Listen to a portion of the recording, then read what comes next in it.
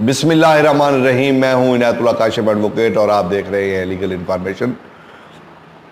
معاہدہ کرایہ داری کے حوالے سے آج ہماری دوسری ویڈیو ہے۔ آج ہم بیان کریں گے کہ معاہدہ کرایہ داری کیا ہے، اس کے مندرجات کیا ہوتے ہیں، ایک لیگل کانٹریکٹ جو ہے وہ کیا ہوتا ہے، ایک قانونی معاہدہ کیا ہوتا ہے مالک کے درمیان اور کرایہ دار کے درمیان، یعنی کرایہ دار کن قانونی شرائط کا پابند ہوتا ہے، مالک مکان اپنا احاطہ یا مالک جو ہے اپنا احاطہ دیتے وقت کون کون سی قانونی شرائط لاگو کر سکتا ہے، کرایہ دار کسی غیر قانونی شرط کو فالو کرنے کا پابند نہیں ہوتا، اسی طرح مالک مکان کسی بھی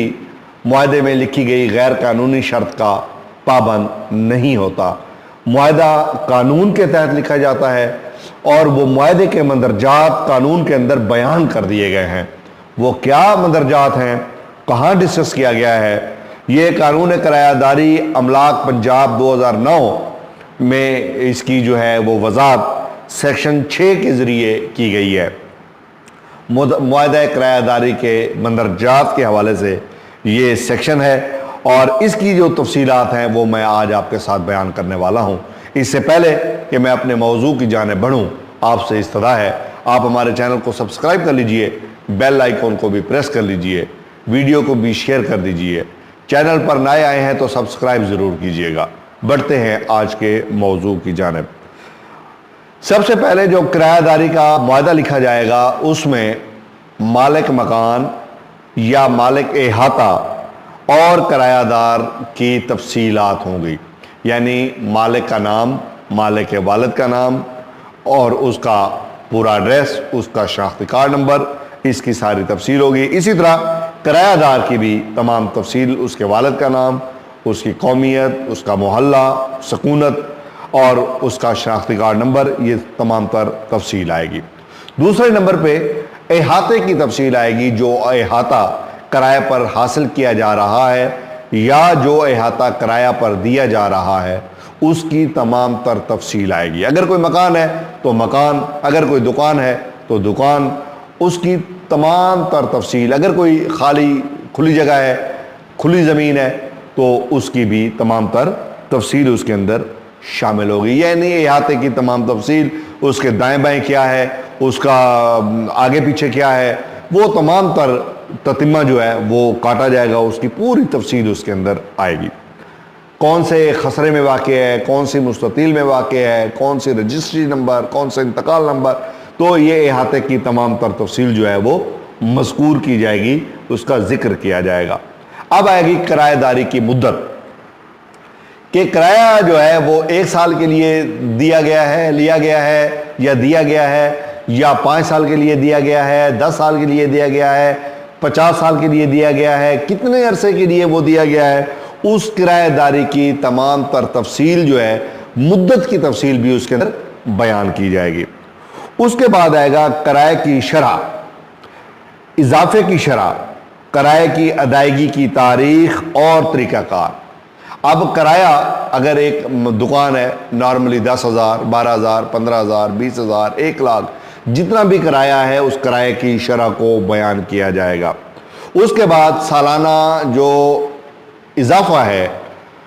انکریز ہے، اینول انکریز، اس کا بھی ذکر کیا جائے گا۔ قانون میں ویسے اس کا 10% جو ہے وہ ذکر کیا گیا ہے، آپس کے معاہدے کے تحت جو ہے وہ آپ میوچلی بھی اس کو اوپر نیچے، لیکن کم سے کم جو ہے وہ 10% تو لازمی ہوگا۔ اب کرایہ کی ادائیگی کی تاریخ، کہ کرایہ ہر تاریخ کی 1 کو ادا کیا جائے گا، ہر مہینے کی 31 تاریخ کو ادا کیا جائے گا، 30 تاریخ کو ادا کیا جائے گا، 5 تاریخ کو ادا کیا جائے گا یا 10 تاریخ کو ادا کیا جائے گا۔ قانون میں ویسے ہے کہ 10 تاریخ تک، ہر آنے والے نئے ماہ کی 10 تاریخ تک جو ہے وہ اضافہ کیا جائے گا۔ تو یہ اس کا طریقہ کار بھی، یعنی وہ بینک کے ذریعے دیا جائے گا، نقد دیا جائے گا، رسید لکھی جائے گی، کس طریقے کے تحت کرائے کی ادائیگی ہوگی، ادائیگی کا مکمل طریقہ کار بھی بیان کیا جائے گا۔ اگر کوئی شخص بینک کے ذریعے کرایہ جمع کروانا چاہتا ہے تو مالک اپنے بینک کا اکاؤنٹ نمبر دے گا، برانچ نمبر دے گا، وہ اس معاہدے کے اندر لکھا جائے گا، اور کرایہ دار جو ہے وہ وہاں پر کرایہ ڈپازٹ کرا دیا کرے گا ہر مہینے کی مقررہ تاریخ تک۔ وہ کرانے کا پابند ہوگا۔ اگر کرایہ بینک کے ذریعے ادا کیا جانا ہو، جیسے میں نے عرض کیا، تو وہ مالک مکان کے بینک اکاؤنٹ کی تمام تر تفصیلات اس کے اندر آئیں گی۔ اچھا، مقصد ضرور لکھا جائے گا کہ یہ احاطہ کس مقصد کے لیے کرایہ پر لیا گیا ہے۔ مثال کے طور پہ آپ نے کھلی جگہ لی ہے، 2 ایکڑ کھلی زمین ہے آپ نے لی ہے، اور آپ اس پر پیٹرول پمپ ایسٹیبلش کرنے جا رہے ہیں۔ اب کھلی زمین آپ نے لی، آپ لکھیں گے کہ یہ پیٹرول پمپ کی ایسٹیبلشمنٹ کے لیے یہ زمین کرایہ پر لی گئی ہے۔ جو مقصد ہوگا، آپ شوز کی دکان بنانا چاہتے ہیں، برتن کراکری کا سٹور کھولنا چاہتے ہیں، آپ کوئی پیزا ہٹ کھولنا چاہتے ہیں، جو جس مقصد کے لیے جو احاطہ آپ لینا چاہتے ہیں، کوئی کباڑ کی دکان بنانا چاہتا ہے، کوئی وکالت کا اپنا دفتر کھولنا چاہتا ہے، جو جس مقصد کے لیے کرائے پر لے گا، اس مقصد کا بیان کرنا بہت ضروری ہوگا۔ نارملی ہم جو ہے نا یہ نہیں لکھتے کہ کوئی نہیں بس یہ ہو جائے گا، دیکھا جائے گا، یہ لکھنا بڑا ضروری ہوتا ہے۔ اچھا، اگر کوئی پیشگی کرایہ کی شرط آپ کی طے ہوئی ہے تو اس کو بیان کرنا ہوگا کہ کرایہ ہر مہینے کی پیشگی جو ہے وہ جائے گا، تو پیشگی کرایہ کا بھی، ایڈوانس رینٹ کا بھی جو ہے وہ ذکر کیا جائے گا۔ اچھا، اگر کوئی زر ضمانت یعنی پگڑی وغیرہ لی گئی ہے، 2 لاکھ، 4 لاکھ، 10 لاکھ، 20 لاکھ، 50,000، 1,000، 500، 700، جتنی پگڑی کی رقم کرایہ دار مالک کو دے رہا ہے، اس کو ذکر کیا جائے گا کہ اس کرایہ دار نے اپنے مالک کو 2 لاکھ روپے، 4 لاکھ، 5 لاکھ، 500، جتنی بھی پگڑی ہے وہ اس کی رقم ادا کر دی ہے، اور وہ پگڑی کی رقم اگر کوئی ہوگی تو اس کا ذکر کرنا بہت ضروری ہوگا۔ یہ بہت اہم چیز ہے، اس کو بھولنا نہیں ہے۔ اور نارملی ہم کیا کرتے ہیں، اس کو لکھتے نہیں ہیں، پھر جب ایجیکٹمنٹ کی پیٹیشن میں جاتے ہیں، بے دخلی کے درخواست میں، پھر ہم چیختے ہیں کہ جی وہ میں نے تو اس کو ایڈوانس میں 10 لاکھ دیے تھے، جی وہ مالک کا مکر گیا ہے۔ معاہدہ کہتا ہے کہ جناب اس نے رقم نہیں دی، آپ رقم دے کے بیٹھے ہوتے ہیں، مالک مکان جو ہے پھر اس سے مکر جاتا ہے، معاہدہ اس کی فیور میں ہوتا ہے، کرایہ دار جو ہے وہ چیختا رہتا ہے، اور وہ اس کے بعد اس کا کوئی حال نہیں ہوتا۔ تو یہ بڑی بنیادی چیز ہے جس کا ذکر کرنا بڑا ضروری ہوتا ہے۔ اگر کرایہ داری کی مدت مقرر ہے، یعنی 3 سال کے لیے، 5 سال کے لیے، 8 سال کے لیے، 10 سال کے لیے، تو اس مدت کا مقررہ مدت کا ذکر کرنا، کٹ ڈیٹ اسے ہم بولتے ہیں، اس کا ذکر کیا جائے گا۔ یعنی یہ کرایہ داری آج کی تاریخ سے شروع ہو کے 2025 کی فلاں تاریخ تک یہ جائے گی، اس کا ذکر کیا جائے گا۔ وہ اسے ہم کٹ ڈیٹ بولتے ہیں کہ اس کا ذکر اگر وہ کوئی طے ہوا ہے تو اس کا ذکر ضرور کیا جائے گا۔ لیکن اگر کرایہ اس مدت کے کسی حصے کے لیے مقرر کیا گیا ہے تو معاہدہ کرایہ داری میں اس کے برعکس کسی شرط کی غیر موجودگی میں مکمل مدت کے لیے کرایہ وہی متصور ہوگا۔ یہ بات آپ نے سمجھ لی ہوگی کہ اگر کرایہ داری کی مدت مقرر ہے لیکن کرایہ اس مدت کے صرف کسی حصے کے لیے مقرر کیا گیا ہے تو معاہدہ کرایہ داری میں اس کے برعکس کسی شرط کی غیر موجودگی میں مکمل مدت کے لیے وہی کرایہ تصور ہوگا۔ مثال کے طور پہ آج آپ نے کہا جناب 5,000 روپے، 2021 میں یہ ہو جائے گا 6,000 روپے، آپ نے اس کا ذکر نہیں کیا معاہدے میں۔ 2022 میں 8,000 روپے آپ نے ذکر نہیں کیا اس کے معاہدے میں،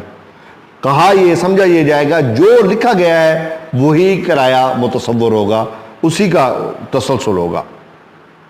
تو یہ ہیں وہ کرایہ داری کے مندرجات۔ اب یہ آپ نے کسی سمجھدار جو رائٹر ہے، وثیقہ نویس جسے ہم نے کہتے ہیں، آپ نے ان سے لکھوانا ہے،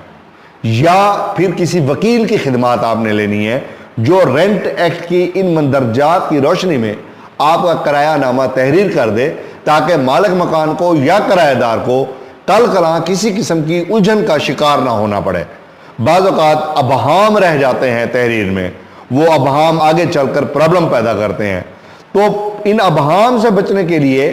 وثیقہ نویس کا تجربہ کار ہونا یا کسی وکیل جو رینٹ ایکٹ کو جانتا ہو، سمجھتا ہو، اس سے یہ رینٹ ڈیڈ جب آپ لکھوائیں گے تو وہ رینٹ ڈیڈ آپ کو کسی قسم کے الجھن کا یا پرابلم کا شکار نہیں ہونے دے گی۔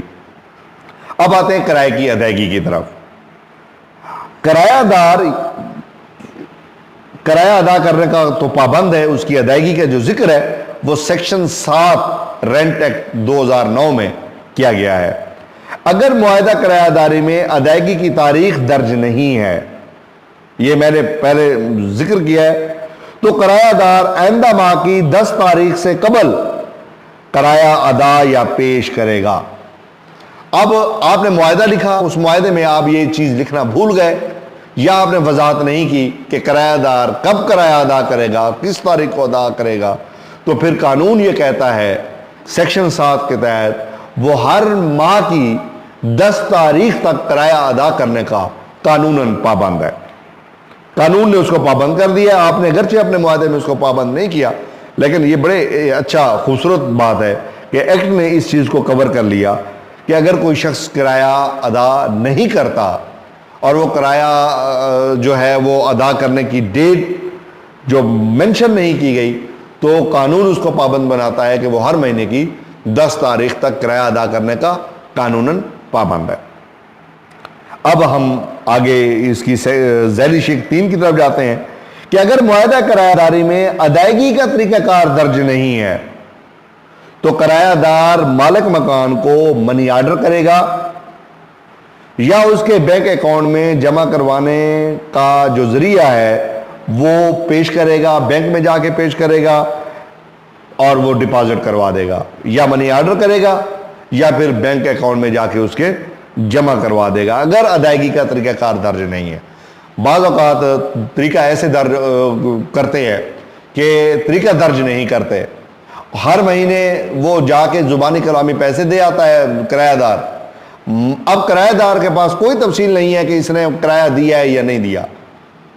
اب چاہیے تو یہ کہ ایک رجسٹر بنایا جائے جس میں وصولی کا باقاعدہ طریقہ کار ہو، اس میں لکھا ہوا ہو کہ اس مہینے کی فلاں تاریخ کو کرایہ پیش کر دیا گیا ہے، بھیج دیا گیا ہے۔ اگر زبانی ہے تو پھر آپ ایک معاہدہ جو ہے ایک رجسٹر بنا لیں، وہاں پر آپ وصولی لیتے رہیں، کرایہ دار بھی وصولی لے، مالک مکان بھی وصول کرے، وہ باضابطہ طور پہ اس کا ایک رجسٹر بنا لیا جائے اور وہ تاکہ دونوں کے پاس اس بات کا ثبوت ہو۔ اگر یہ طریقہ بھی آپ نے نہیں کیا تو پھر بینک ڈپازٹ والا طریقہ میں آلریڈی بیان کر چکا ہوں۔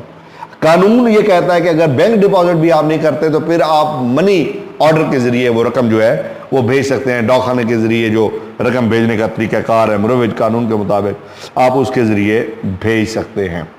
اب بڑی اہم چیز جو میں آپ سے بیان کرنے والا ہوں وہ یہ ہے کہ اگر کرایہ داری موجودہ مالک مکان اور کرایہ دار جتنی جلدی ممکن ہو مگر اس ایکٹ کے نافذ العمل ہونے کی تاریخ سے 2 سال کے اندر کرایہ داری کو اس ایکٹ کی دفعات کے مطابق لائیں گے، یہ بڑی اہم ہے۔ یہ اس لیے اہم ہے کہ 2009 سے پہلے جب یہ ایکٹ موجود نہیں تھا تو ظاہر ہے اس کا وہ ایکٹ اور موجود تھا، رینٹ ایکٹ۔ جب یہ ایکٹ آیا تو انہوں نے 2 سال کا عرصہ دیا کہ اگر آپ کی کرایہ داری اب بھی ایگزسٹ کر رہی ہے، اس ایکٹ کے 2 سال کے اندر آپ نے اس کرایہ داری کو قانون کے مطابق ڈھالنا ہے، یعنی آپ نے تحریری معاہدہ کرنا ہے۔ تحریری معاہدے میں اگر پگڑی کا ذکر ہے تو پگڑی کو آپ دی ہوئی ہے تو اس کا ذکر کرنا ہے، کرایہ داری کے طریقہ کار کو ذکر کرنا ہے، کرایہ داری کے مندرجات کا ذکر کرنا ہے۔ یہ تمام تر چیزیں بیان کرنا ضروری ہوگا اس سیکشن کے ذریعے، یعنی 2 سال کا عرصہ دیا گیا تھا، وہ 2 سال کا عرصہ گزر چکا ہے، اب تو رینٹ ڈیڈ جو ہے وہ باضابطہ طور پہ لکھی بھی جا رہی ہے اور رجسٹر بھی ہو رہی ہے۔ اب بڑی اہم چیز جو میں آپ سے ذکر کروں گا اور آپ بڑے حیران رہ جائیں گے وہ یہ کہ اگر کوئی کرایہ دار کرایہ داری کی اس ایکٹ کی دفعات کے مطابق نہیں ہے تو رینٹ ٹریبیونل اس ایکٹ کے تحت پہلے تو کوئی درخواست سماعت کے لیے منظور نہیں کرے گا۔ اب جرمانہ آ رہا ہے، یہاں پہ سیکشن 9 ہے، اگر کوئی شخص اس ایکٹ کے مطابق کام نہیں کرتا تو اس کو پینلٹی دی جائے گی، اس کو سزا دی جائے گی۔ وہ سزا کیا ہوگی؟ بڑی اہم سیکشن ہے، یہ آپ نے اس پہ غور کرنا ہے کہ جب بھی آپ کوئی معاہدہ لکھیں تو یہ ساری چیزیں جو میں نے بیان کی ہیں اپنی پہلی ویڈیو میں بھی بیان کی ہیں، وہ وضاحت کے لیے تھیں۔ تو معاہدہ کرایہ داری ان مندرجات کی روشنی میں ان لائنز میں لکھنا ہے، تو پھر جو ہے اگر آپ کا تحریری معاہدہ ہوگا تو پھر آپ پر جرمانہ نہیں کیا جائے گا، لیکن اگر آپ کا تحریری معاہدہ نہیں ہوگا، آپ نے اس ایکٹ کے تحت سیکشن 2009 کے ایکٹ کے تحت آپ نے رینٹ ڈیڈ وغیرہ نہیں بنائی ہوگی تو پھر آپ پر جو ہے وہ جرمانہ ادا کیا جائے گا. پہلے تو رینٹ ٹریبیونل آپ کی درخواست وصول ہی نہیں کرے گا, منظور ہی نہیں کرے گا سماعت کے لیے. اس کے بعد اس کی سب سیکشن اے ہے, کرایہ دار کی جانب سے جب تک وہ حکومتی خزانے میں احاطے کے کرائے کی سالانہ قدر کے 5% کے مساوی خزانہ میں جمع نہیں کرواتا بطور جرمانہ تو وہ سماعت کے لیے منظور نہیں ہوگا. اسی طرح مالک مکان کی جانب سے جب تک وہ حکومتی خزانے میں احاطے کے کرائے کی سالانہ قدر کے 10% کے مساوی جرمانہ جمع نہیں کرواتا تو درخواست سماعت کے لیے منظور نہیں کی جائے گی. یعنی سیکشن 9 کہتا ہے کہ اگر درخواست بے دخلی دائر کی ہے, کرایہ دار کی طرف سے دائر کی گئی ہے مالک کے خلاف, تو وہ درخواست سماعت کے لیے منظور نہیں ہوگی جب تک کہ وہ سالانہ کرائے کا 5% وہاں پر جا کر جرمانے کے طور پہ ادا نہیں کرے گا. اگر مالک مکان رینٹ ٹریبیونل کے پاس گیا ہے اور رینٹ ٹریبیونل کے پاس جانے کے بعد اس نے اپنے جو ہے وہ 10% سالانہ کرایہ کا 10%, مثال کے طور پہ اگر 1000 روپے یومیہ کرایہ ہے 12000 سالانہ بنتا ہے تو 12000 کا 10% جمع کروانا ضروری ہوگا. جس قدر سالانہ کرایہ ہوگا اس کا 10% جو ہے وہ مالک مکان کی طرف سے جمع کروایا جائے گا, کرایہ دار کی طرف سے اس کو 5% جمع کروایا جائے گا. اگر یہ جمع نہیں کروایا جائے گا تو درخواست قابل سماعت نہیں ہوگی, درخواست سماعت کے لیے منظور نہیں کی جائے گی. رینٹ ٹریبیونل جو ہے یہ درخواست کو خارج کر سکتا ہے. اس پر مزید بھی ہم بات کریں گے کہ اگر جرمانے کی جمع نہ کروائی جائے تو اس کے کیا اثرات ہوں گے, مالک کی طرف سے جمع نہ کروائی جائے تو پھر کیا اثرات مرتب ہوں گے, کرایہ دار کی طرف سے رقم جمع نہ کروائی جائے تو پھر کیا اثرات مرتب ہوں گے. اور یہ بڑا اہم ہے سیکشن 9. میں نے اس کی آج ڈیٹیل آپ کو بیان کر دی ہے. امید ہے آج کا موضوع آپ کو پسند آئے گا. اگر ابھی تک آپ نے بیل آئیکن کو پریس نہیں کیا تو پریس کر لیجئے. چینل پر نئے آئے ہیں تو سبسکرائب کر لیجئے. ویڈیو کو شیئر ضرور کیجئے گا. ویڈیو دیکھنے کا بہت بہت شکریہ.